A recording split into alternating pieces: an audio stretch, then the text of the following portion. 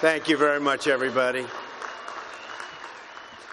And congratulations to the class of 2017. That's some achievement. This is your day, and you've earned every minute of it. And I'm thrilled to be back at Liberty University. I've been here, this is now my third time, and we love setting records, right? We always set records. We have to set records. We have no choice. It's been a little over a year since I've spoken on your beautiful campus, and so much has changed. Right here, the class of 2017, dressed in cap and gown, graduating to a totally brilliant future. And here I am standing before you as President of the United States. So I'm guessing there are some people here today who thought that either one of those things, either one, would really require major help from God. Do we agree? And we got it. But here we are celebrating together on this very joyous occasion. And there's no place in the world I'd rather be to give my first commencement address as president than here with my wonderful friends at Liberty University. And I accepted this invitation a long time ago. I said to Jerry that I'd be there. And when I say something, I mean it.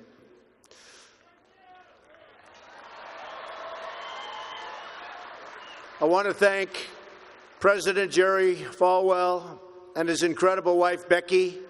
Stand up, Becky. For their kind words, their steadfast support, and their really wonderful friendship. Let me also extend our appreciation to the entire Falwell family.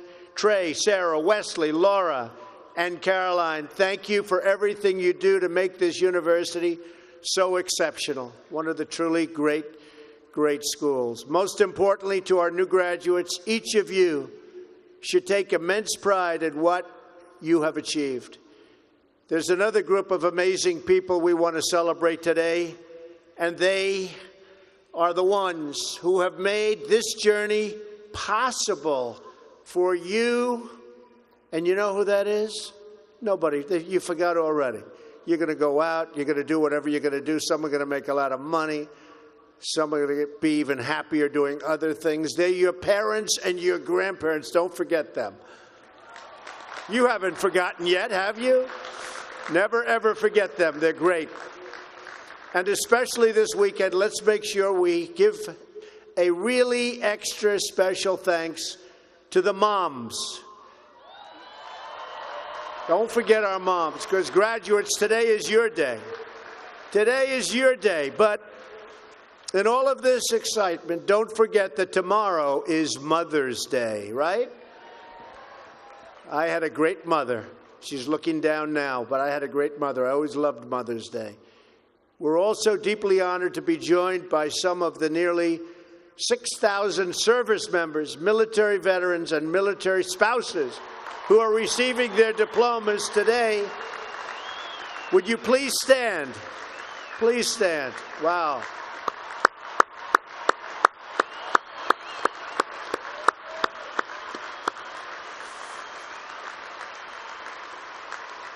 That's great.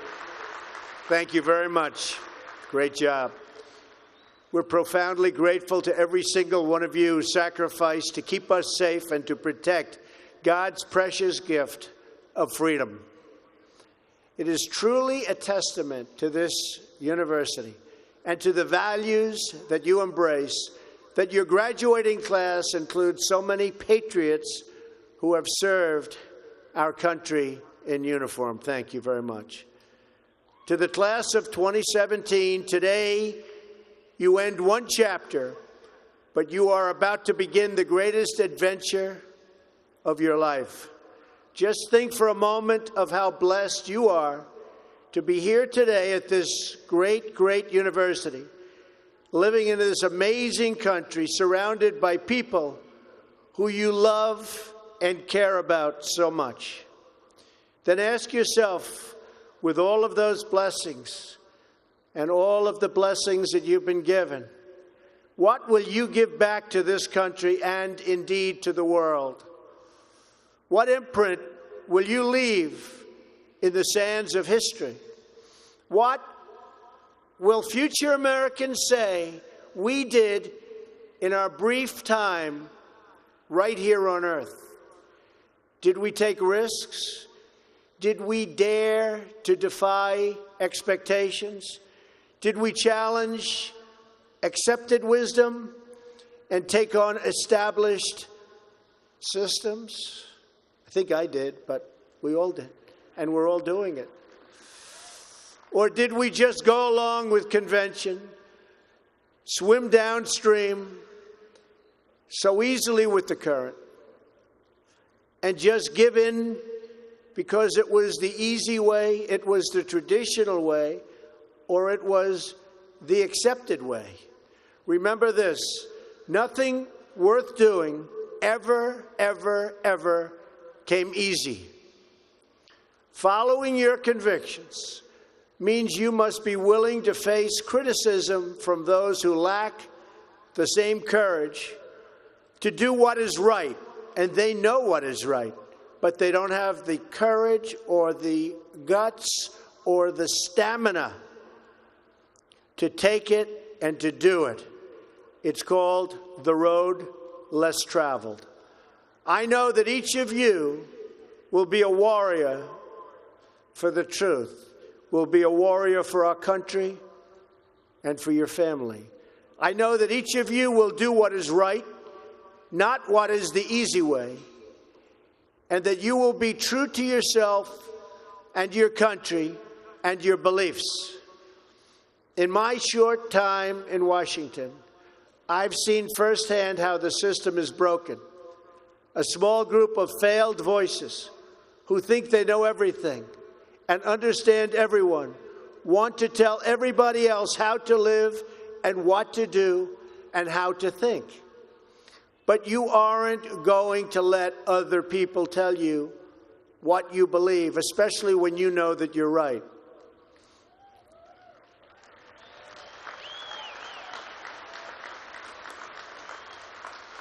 And those of you graduating here today who have given 500,000 hours of charity last year alone, unbelievable amount of work and charity, and few universities or colleges can claim anything even close. We don't need a lecture from Washington on how to lead our lives. I'm standing here looking at the next generation of American leaders. There may very well be a president or two in our midst. Anybody think they're going to be president? Raise your hand.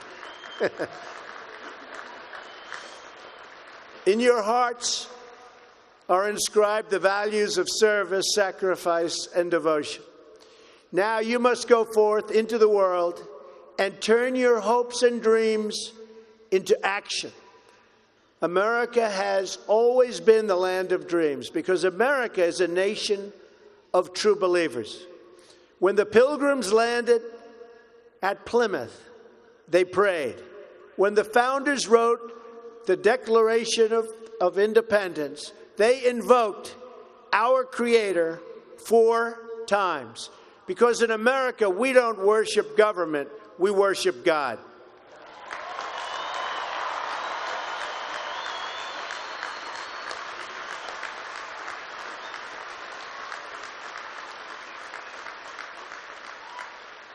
That is why our elected officials put their hands on the Bible and say, "So help me God," as they take the oath of office.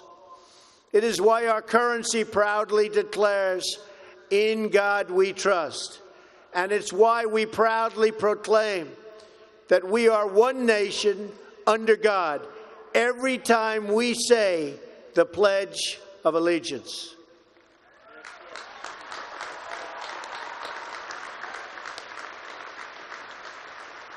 The story of America is the story of an adventure that began with deep faith big dreams and humble beginnings. That is also the story of Liberty University. When I think about the visionary founder of this great institution, Reverend Jerry Falwell, Sr., I can only imagine how excited he would be if he could see all of this and all of you today, and how proud he would be of his son and of his family. In just 2 days, we will mark the 10th anniversary of Reverend Falwell's passing. And I used to love watching him on television, hearing him preach. He was a very special man. He would be so proud, not just at what you've achieved, but of the young men and women of character that you've all become. And Jerry, I know your dad is looking down on you right now, and he is proud. He is very proud. So congratulations on a great job, Jerry. Reverend Falwell's life is a testament to the power of faith to change the world. The inspiring legacy that we see all around us in this great stadium. This is a beautiful stadium, and it is packed. I'm so happy about that. I said, how are you going to fill up a place like that? It is packed, Jerry. In this beautiful campus and in your smiling faces, but it all began with a vision. That vision was of a world-class university for evangelical Christians. And I want to thank you because, boy, did you come out and vote, those of you that are old enough. In other words, your parents. Boy, oh boy, you voted. You voted. No doubt many people told him his vision wasn't possible. And I am sure they continued to say that so long after he started, at the beginning with just 154 students. But the fact is, no one has ever achieved anything significant without a chorus of critics standing on the sidelines explaining why it can't be done. Nothing is easier or more pathetic than being a critic, because they're people that can't get the job done. But the future belongs to the dreamers, not to the critics. The future belongs to the people who follow their heart no matter what the critics say, because they truly believe in their vision. At Liberty, your leaders knew from the very beginning that a strong athletic program would help this campus grow so that this school might transform more lives. That is why a crucial part of Reverend Falwell's vision for making Liberty a world-class institution was having a world-class football team, much like the great teams of Notre Dame. Great school, great place. In fact, Vice President Mike Pence is there today, doing a fabulous job, as he always does.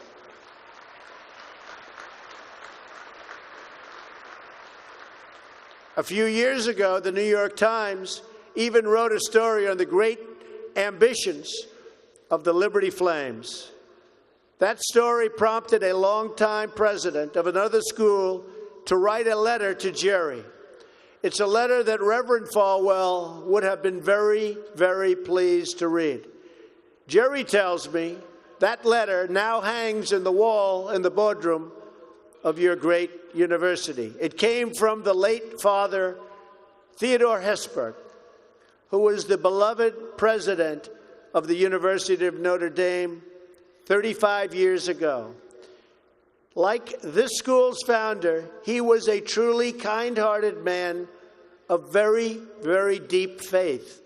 In the letter, Father Hesburgh recalled that Notre Dame's own meteoric rise from a small Midwestern school to a national football powerhouse.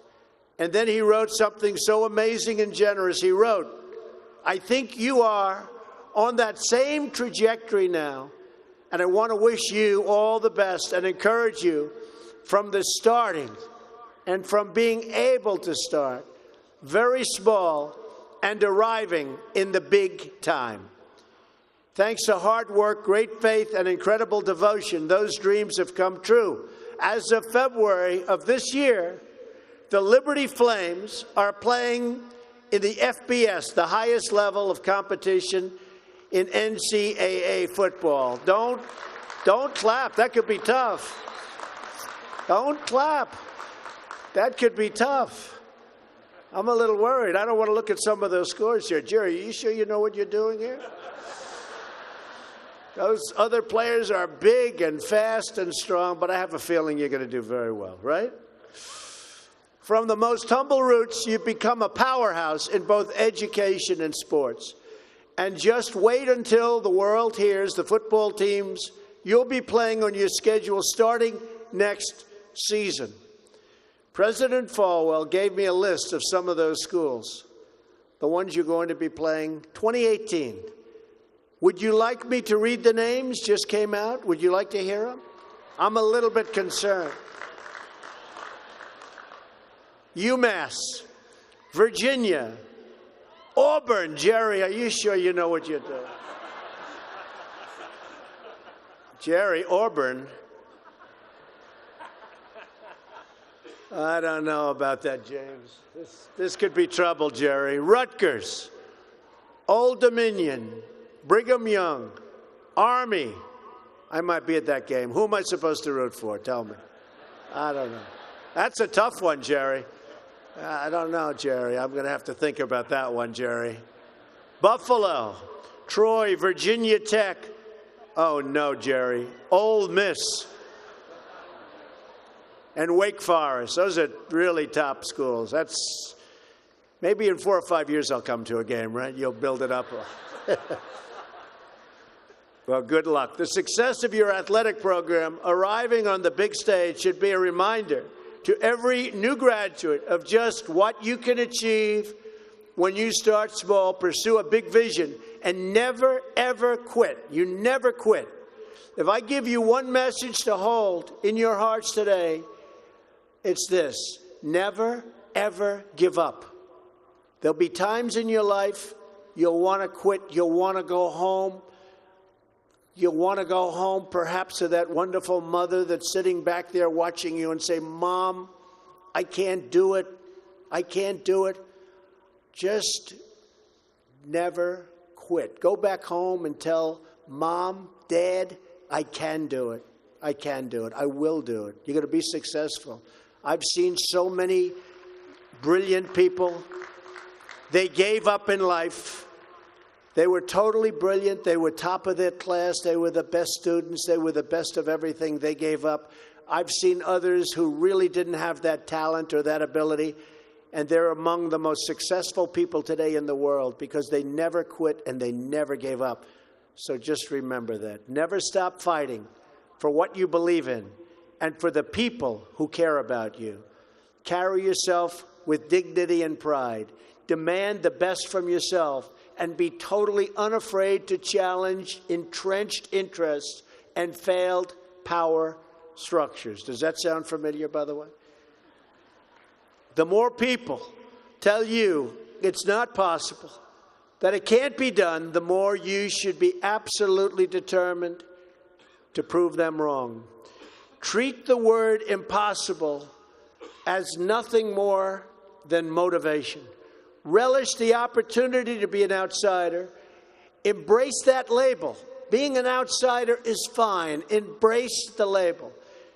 Because it's the outsiders who change the world and who make a real and lasting difference. The more that a broken system tells you that you're wrong, the more certain you should be that you must keep pushing ahead. You must keep pushing forward. And always have the courage to be yourself. Most importantly, you have to do what you love. You have to do what you love. I've seen so many people, they're forced through lots of reasons, sometimes including family, to go down a path that they don't want to go down. to go down a path that leads them to something that they don't love, that they don't enjoy. You have to do what you love, or you most likely won't be very successful at it. So do what you love. I want to recognize a friend who is here with us today, who can serve as an inspiration to us all. Someone who doesn't know the meaning of the word quit. Real champion. A true champion. Both on the field, off the field. He's a Hall of Fame quarterback for the Buffalo Bills. Really a good friend of mine, an amazing guy. Jim Kelly. Where's Jim? He's here someplace. Where's Jim? Stand up, Jim. What a great man. Jim Kelly. He was tough.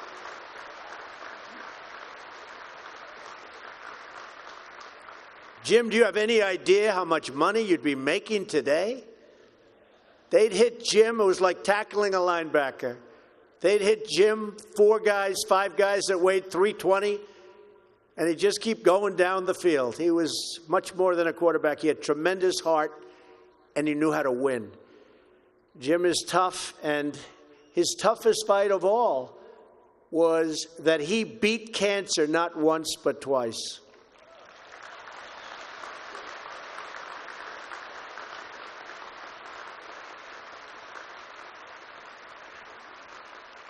And I saw him and his incredible wife as they were in a very low moment. Jill, very, very low moment. And it was amazing the way they fought. It didn't look good.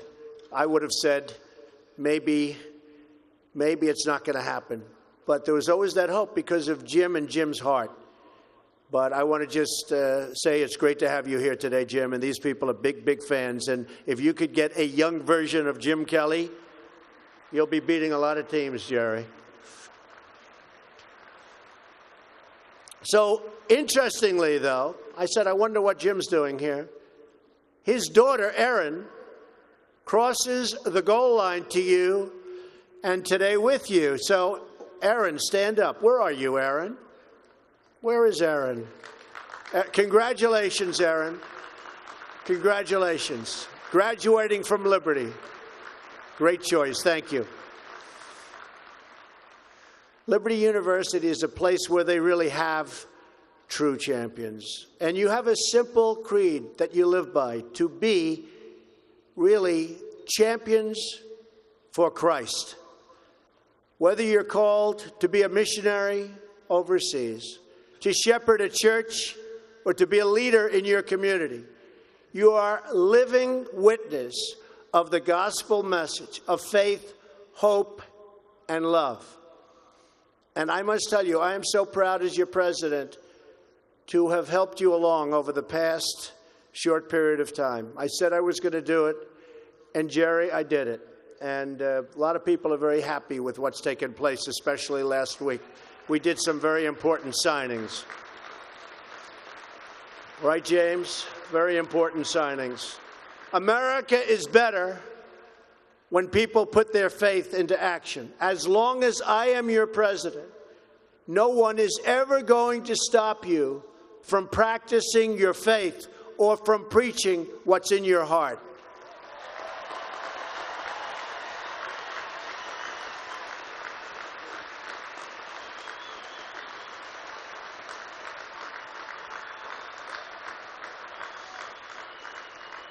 We will always stand up for the right of all Americans to pray to God and to follow His teachings. America is beginning a new chapter. Today, each of you begins a new chapter as well. When your story goes from here, it will be defined by your vision, your perseverance, and your grit. That's a word Jim Kelly knows very well, your grit. In this, I'm reminded of another man you know very well and who has joined us here today. His name is George Rogers, Liberty University CFO and Vice President for a quarter of a century. During World War II, George spent 3.5 years as a prisoner of war. He saw many of his fellow soldiers die during the Bataan Death March. He was the victim of starvation and torture as a prisoner of war. When he was finally set free, he weighed just 85 pounds and was told he would not live past the age of 40. Today, George is 98 years old.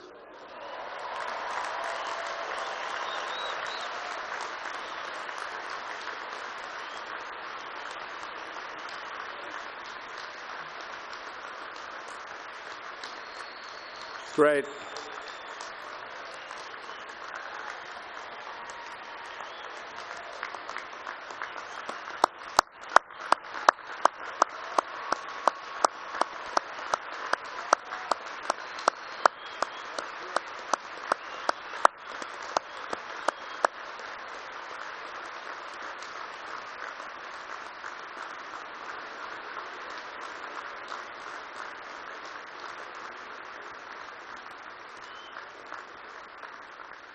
That's so great, George.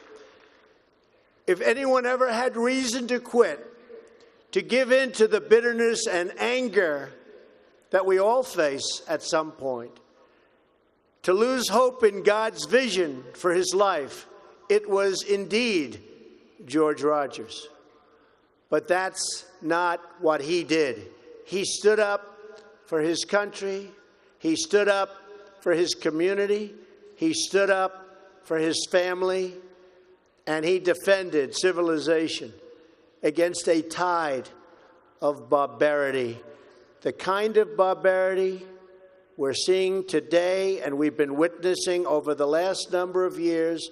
And I just want to tell you, as your president, we are doing very, very well in countering it. So you just hang in there. Things are going along very, very well. You'll be hearing a lot about it next week from our generals. Things are going along very, very well. Through it all, he kept his faith in God, even in the darkest depths of despair. Like so many others of his generation, George came home to a nation full of optimism and pride and began to live out the American dream. He started a family. He discovered God's plan for him and pursued that vision with all his might, pouring his passion into a tiny college in a place called Lynchburg, Virginia. Did you ever hear of that? Lynchburg? We love it. Do you like it? We like it, right? I flew over it a little while ago. It's amazing, actually. What started as a dream with a few good friends, he helped shepherd into the largest Christian university in the world. Just look at this amazing, soaring, growing campus, and I've been watching it grow because I've been a friend of Liberty for a long time now, Jerry. It's been a long time. Thanks in great part to George's financial stewardship. Hundreds of thousands of young hearts and souls have been enriched at Liberty and inspired by the Spirit of God. George, we thank you and we salute you, and you just stay healthy for a long time, George. Thank you.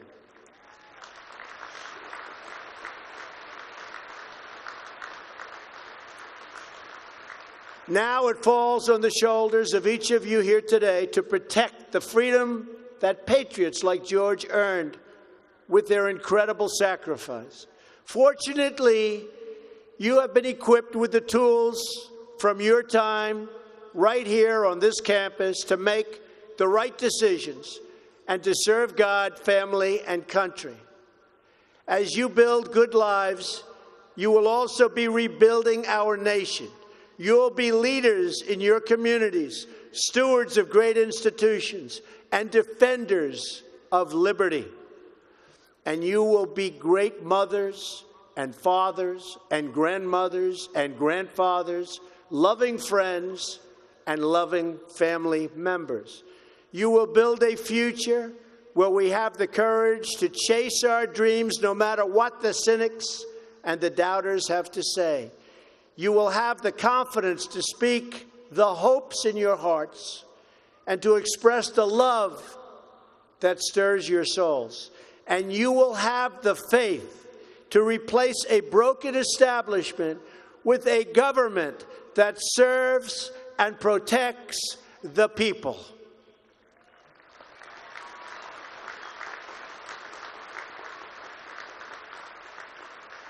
We must always remember that we share one home and one glorious destiny. Whether we are brown, black, or white, we all bleed the same red blood of patriots. We all salute the same great American flag, and we are all made by the same Almighty God. As long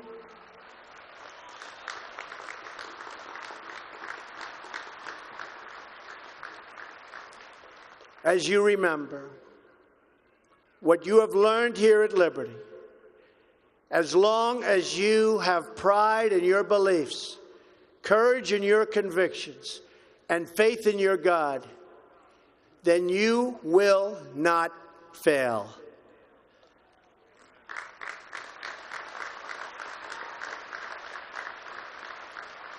And as long as America remains true to its values, loyal to its citizens, and devoted to its Creator, then our best days are yet to come. I can promise you that.